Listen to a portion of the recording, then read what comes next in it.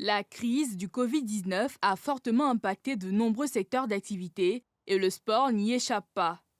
Avec l'interdiction des rassemblements, plusieurs établissements sportifs ont fermé leurs portes. Cet espace qui accueille au quotidien des férus de fitness, à l'instar de toutes celles qui sont disséminées dans la capitale économique ivoirienne, a baissé le pavillon. Mais les coachs, eux, ne chôment pas. Avec les réseaux sociaux, Jean-François, Jocelyne et José réinventent les sports de salle. Le milieu du sport est un domaine qui a été touché, voilà, qui a été particulièrement touché. Nous, les acteurs du sport, justement, nous en sommes les premières victimes.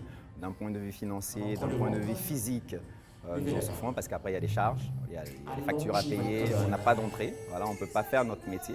Voilà, heureusement, on a trouvé cette parade, mais ça reste toujours une parade pour aider, pour continuer à motiver les gens.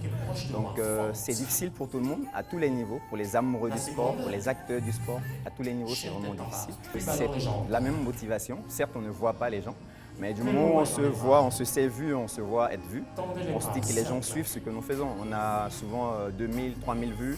Voilà, donc on peut avoir 50, 100, 200, 300 commentaires.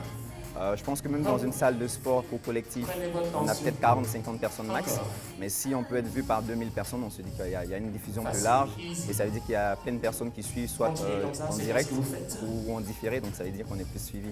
Il y a des aspects positifs à prendre en compte. Le fait déjà de rester longtemps à la maison et de pouvoir justement bouger de temps à autre, c'est vraiment quelque chose de... Voilà, on va dire que c'est une motivation plutôt différente, mais ça reste une motivation. Sur les raisons de cet engagement, ce coach met en avant la passion pour son métier.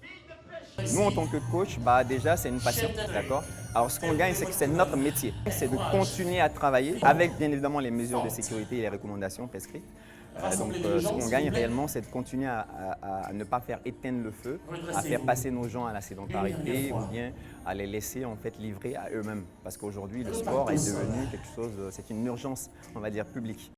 Des spécialistes de la médecine du sport recommandent sa pratique et des exercices réguliers en cette période de confinement. Le sport en ligne, une alternative. Les initiatives de ce genre se multiplient à Abidjan, épicentre du virus. En attendant la fin de cette pandémie, pour repartir de plus belle.